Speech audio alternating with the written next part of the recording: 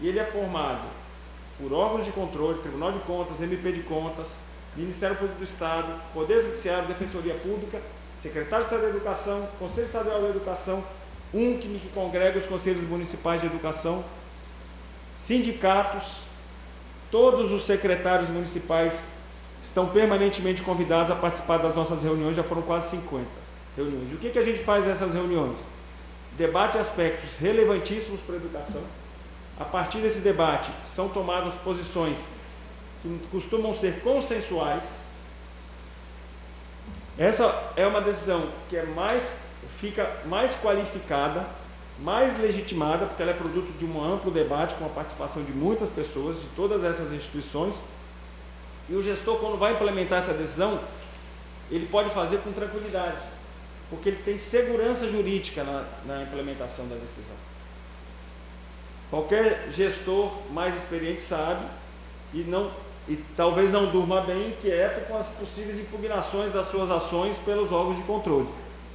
Reprovação, aplicação de punição, etc. Neste caso, neste ambiente, esta possibilidade de um órgão de controle, depois da decisão tomada pelo gestor, impugnar essa decisão para que ela seja descontinuada, a ação administrativa seja descontinuada, ou então para que o gestor seja punido, esse risco diminui fortemente por conta disso.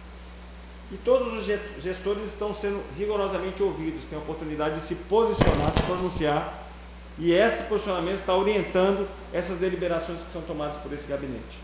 Então é um espaço plural, muito favorável ao debate, e eu já antecipo que os vereadores que quiserem participar dessa reunião, elas ocorrem remotamente, naturalmente, mesmo depois da pandemia, até para permitir que muita gente participe, elas têm periodicidade quinzenal, os senhores estão convidados para essa reunião.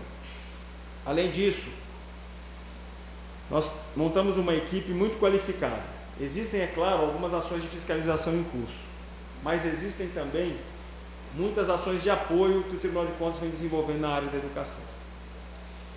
Então, dentro desse gabinete, o ano passado, nós tivemos um esforço grande para assegurar o retorno às atividades presenciais. Por que isso era tão importante, prefeito Pedro?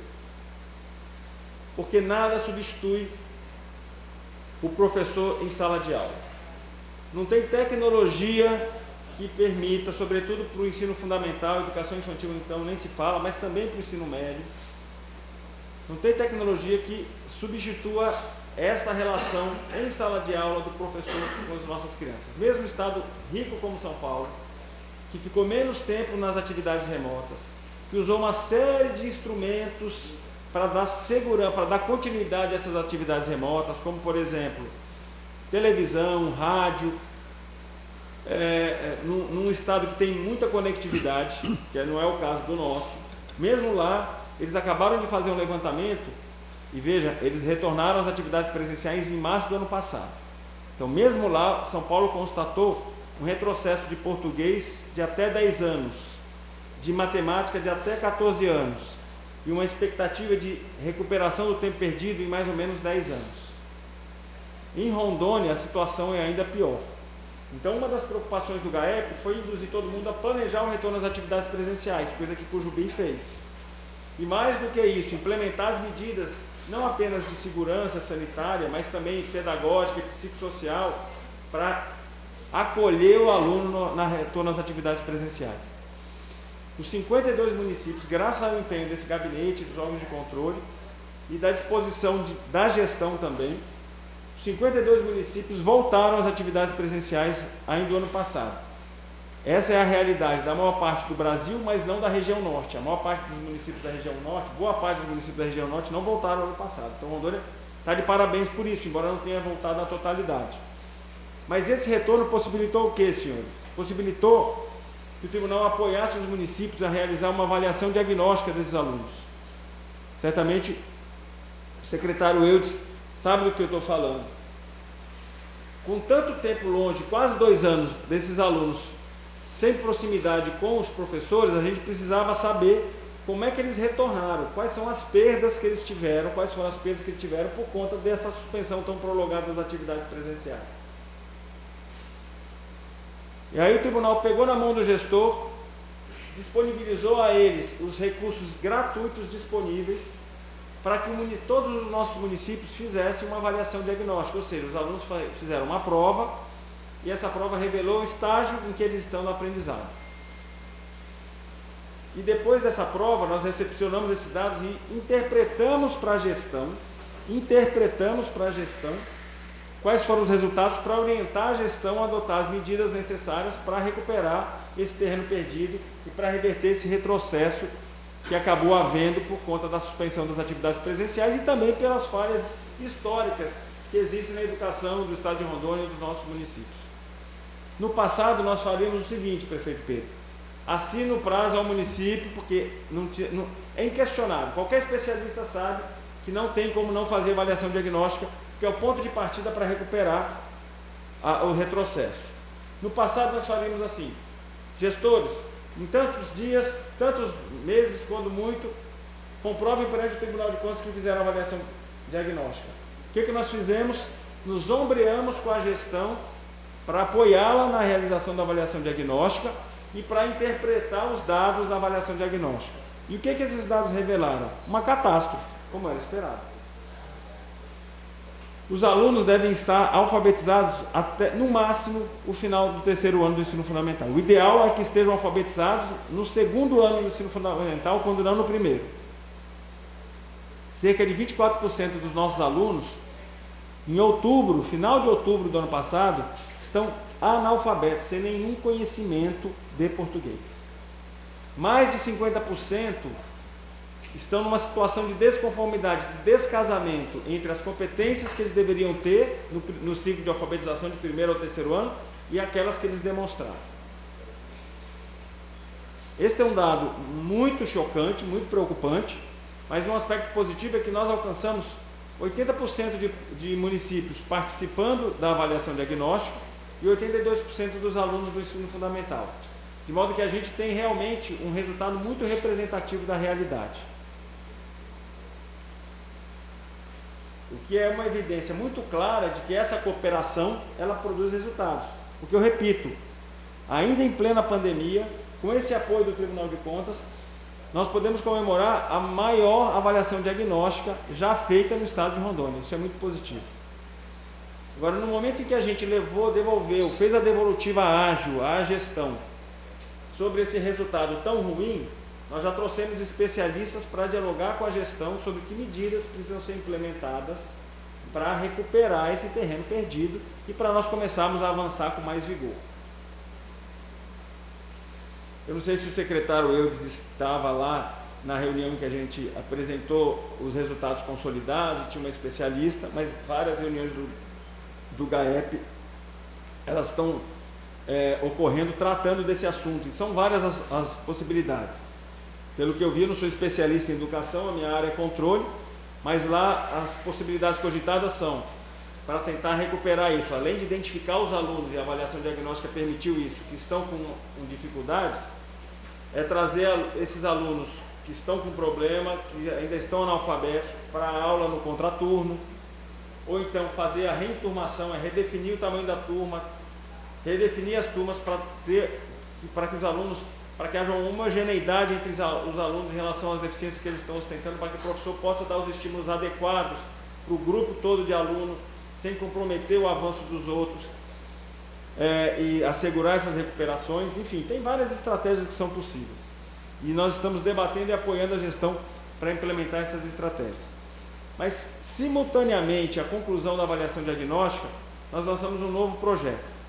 Nossa equipe, a gente tem especialistas em educação contratadas, eles mapearam, olha o que eu vou dizer agora, porque isso é realmente muito irrelevante.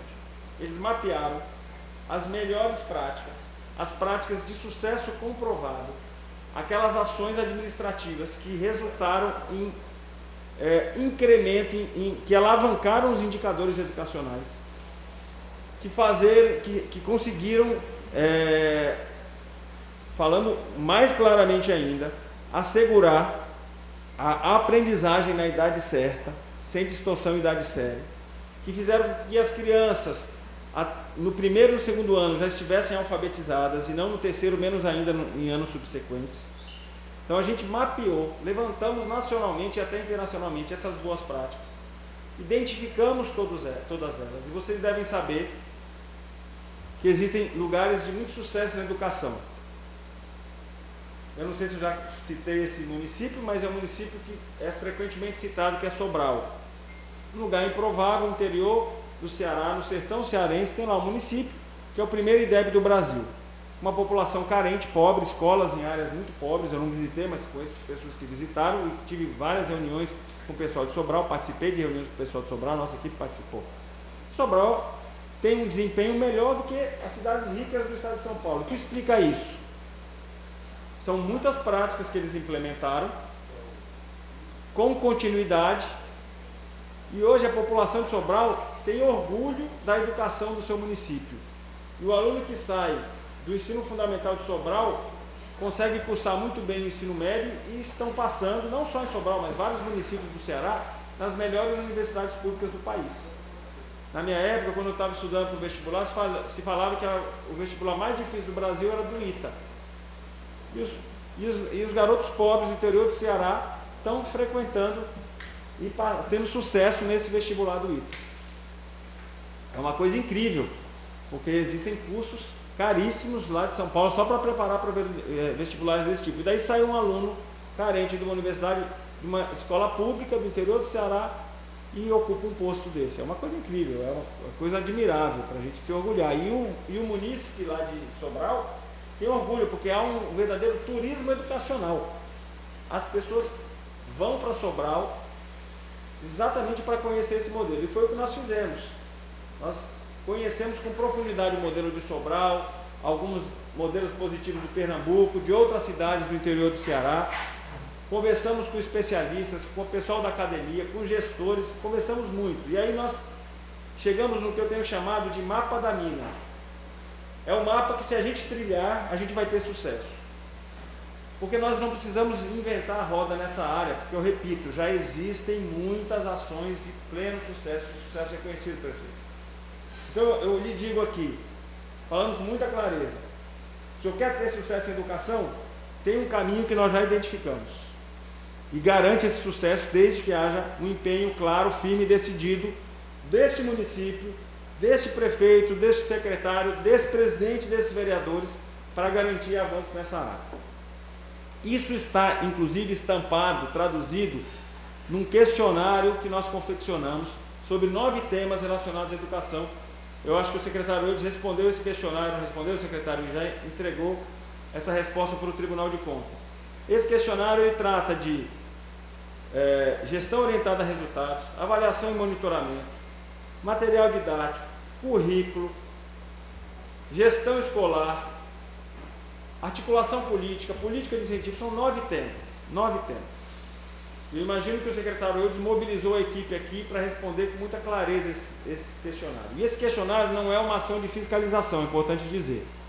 Poderia ser uma ação de fiscalização, mas nós preferimos fazer alguma coisa diferente. Para não gerar uma desconfiança, uma preocupação do gestor em relação a uma possível punição a partir da resposta desse questionário, ou então um ranqueamento entre os municípios, nós fizemos isso como uma ação de cooperação. Então, as respostas desse questionário só vai conhecer o próprio município, não vai gerar ranqueamento, e a própria adesão a esse programa era voluntária, ninguém era obrigado a responder. O fato é que, apesar de não haver obrigatoriedade, 90% dos municípios participaram em responder esse questionário.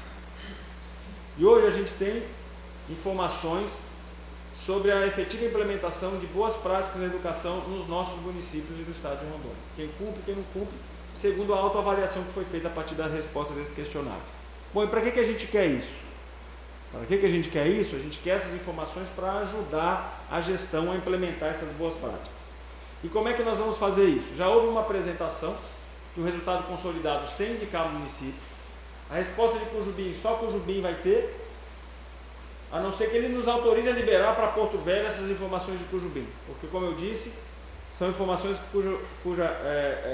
que nós vamos preservar para evitar, inclusive, que o gestor se anime a dar uma resposta equivocada, falha, que não seja verdadeira, porque a gente precisa saber ter a informação com absoluta fidedignidade para que a gente possa apoiar a reversão dos problemas que existem em todas as áreas da educação brasileira, em particular aqui no interior do estado de Rondônia.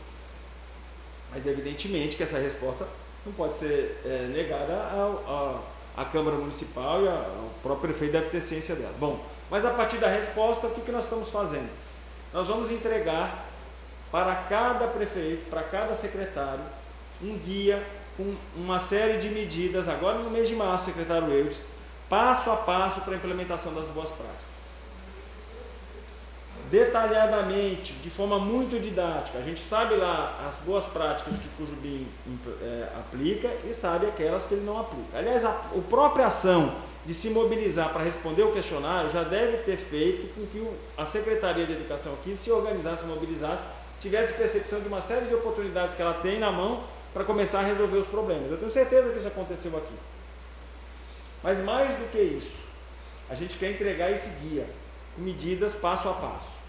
Além disso, a gente quer entregar o que a gente está chamando de uma caixa de ferramenta para os gestores. Caixa de ferramenta para fazer as correções necessárias na política pública educacional e assegurar os resultados. O que vai ter dentro dessa caixa de ferramenta? O secretário hoje já deve ter recebido aqui cartilhas para os professores e para os alunos, para auxiliar nas ações para a reversão desse quadro terrível de retrocesso decorrente da pandemia. O que mais que a gente quer colocar à disposição dos senhores?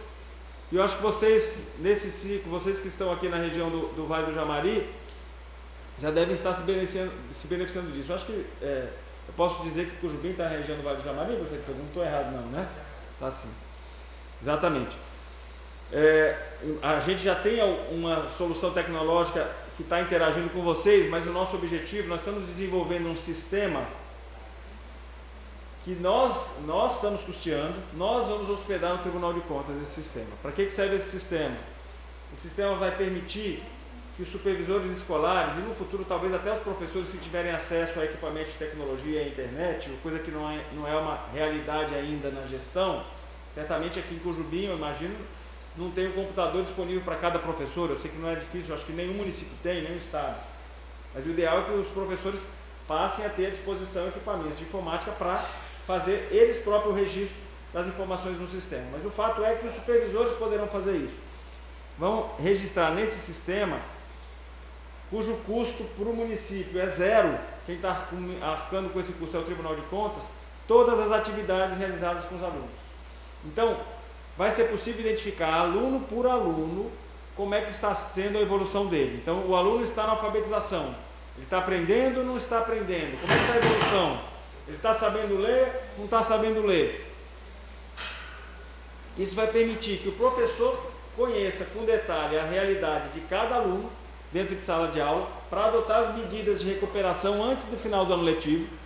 Porque eu vou dizer uma coisa para vocês: se o aluno ultrapassar o terceiro ano do ensino fundamental sem saber ler, no quarto ano ele não assimila nenhuma competência mais que deveria assimilar, porque o pressuposto para cursar o quarto, quinto ano e na sequência é que ele saiba ler e escrever. Não é isso, professor Eudes?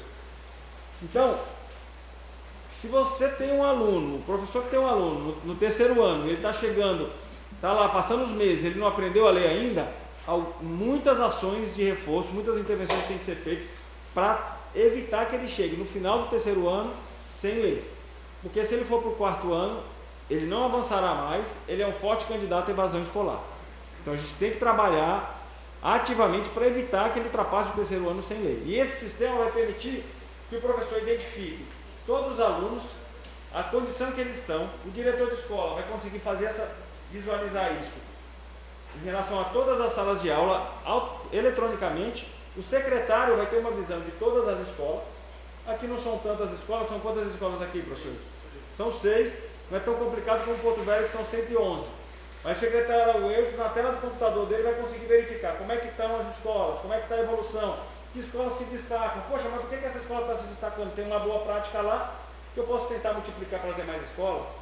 Ou tem um professor com desempenho que está impressionando, consegue chegar no final do ano alfabetizando todo mundo, mas por outro lado tem um professor que não está indo tão bem, preciso capacitar esse professor, ou então cobrar dele respostas melhores, ou, se for o caso, relotá-lo, porque eventualmente esse professor não tem o perfil que se espera para ser alfabetizador.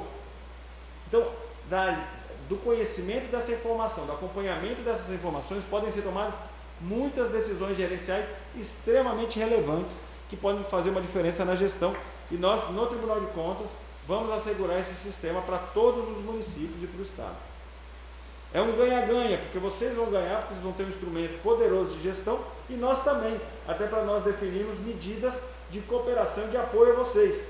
Se a gente percebe, por exemplo, que determinado município está com resultados muito ruins, nós podemos pegar e fazer uma capacitação direcionada aos professores, aos profissionais da educação de Cujubim, por exemplo. Então, como eu disse, é um ganha-ganha. E outras ações ainda estão consideradas nesse sistema que nós vamos assegurar para a gestão. Só que ainda há um outro programa que está em curso que beneficia diretamente o município de Cujubim. Nós temos lá um programa que a gente chama de Programa de Alfabetização na Idade Certa, é o PAIC. O piloto desse programa começou em Porto Velho. E nós já expandimos esse programa para mais 7 municípios, todos da região do Vale do Jamari. A adesão ao programa é voluntária, não é uma ação de fiscalização. Pelo contrário, é uma ação de apoio à gestão. De apoio à gestão. Desse programa, não se cogita de medidas punitivas. E quando a gente submeteu isso aos municípios da região do Vale do Jamari, todos aderiram. Nós não conseguimos ainda ampliar, mas nos próximos meses vamos ampliar esse programa. E o professor Eudes já deve ter participado de várias ações relacionadas a esse programa, ele sabe bem o que eu estou falando, não sei se até que ponto o prefeito Pedro está ciente desse programa, mas no que consiste? Ele busca trabalhar em 3 aspectos fundamentais: gestão orientada a resultados, avaliação e monitoramento e formação dos profissionais da educação. Então nós olhamos para o plano de alfabetização. O nosso foco inicial, presidente Gilvan, é a alfabetização e educação infantil, porque nós temos limitações de recurso e os problemas começam na educação exatamente nessa área. Como eu disse, se a criança não for alfabetizada até determinado momento, ela é um forte candidato à evasão escolar, porque ela vai ficar, como dizem na gíria aí, boiando na sala de aula do 4º ano para frente, porque ela não vai conseguir assimilar mais nada. Sofrendo, desanimada, desmotivada, repetindo, e daqui a pouco ela vai embora. Não é isso, professor? Eu repito, minha área não é educação, a minha área é controle, mas eu estou tendo que aprender aí com os nossos especialistas, e nós temos aqui, felizmente, um especialista. Mas vamos lá. Então a gente olha para o programa, para o plano de alfabetização do município e apoia o município a ajustar esse plano, indicando, por exemplo, a definição de uma meta. Qual é a meta que a gente defende neste programa? A meta é de que a alfabetização alcance 85% no primeiro ano, não é isso, professores? E os 15% restantes no segundo ano. É a meta de Sobral, meus amigos. É a meta de Sobral. Sobral tem por meta alfabetizar 85% no primeiro ano e o restante 15% no segundo, e reforçar até o 5º mês do segundo ano, e reforçar a alfabetização no 3º ano do ensino fundamental. Além disso, são previstas pelo menos 2 avaliações diagnósticas por ano, porque sem que você, no curso do ano letivo, avalie os alunos, você não consegue identificar os alunos com maior limitação, com maior fragilidade. E aí, essa avaliação diagnóstica vai revelar para o professor Eudes os alunos que estão com dificuldade, para que ele desempenhe e desenvolva ações específicas para reverter esse quadro no curso do ano letivo, antes da conclusão do ano, porque daí o leite já derramou. Além disso, as nossas especialistas, são 2 especialistas, passam a ter uma interlocução permanente com a gestão, com os profissionais da educação, para apoiar uma série de medidas relacionadas à educação. Demos orientação, não sei se isso aconteceu em Cujubim, inclusive para a elaboração da legislação orçamentária, um tema que é caríssimo aqui à Câmara Municipal, para que a legislação orçamentária representasse e assegurasse os recursos necessários e suficientes para que as ações educacionais fossem implementadas. Inclusive um PPA com metas, que é fundamental, que tenha metas a serem atingidas, até para que a Câmara Municipal fiscalize o sucesso ou não da implementação da gestão educacional. E, finalmente, uma atuação forte na formação dos profissionais da educação. Eu não sei quantas pessoas já foram capacitadas aqui, professor Eudes. O senhor sabe dizer quantas pessoas? Quantas, Edileuza? 35. 35 pessoas aqui de Cujubim já foram capacitadas pelo Tribunal de Contas. Foram talvez umas 2.000 entre o Porto Velho e os 7 municípios da região do Vale do Jamari. Muita gente está sendo capacitada. O elemento decisivo para a educação são muitos elementos. São muitas ações que convergem para o resultado educacional. Mas tem um aspecto fundamental. É a figura do professor. Um professor motivado, um professor habilitado a ensinar, com didática. Normalmente, muitas faculdades hoje formam mal o professor. Algumas faculdades formam mal o professor, sobretudo em relação aos recursos didáticos que ele tem que apresentar para garantir a aprendizagem. Então, esse reforço da formação, da capacitação é decisivo. E um professor motivado e capacitado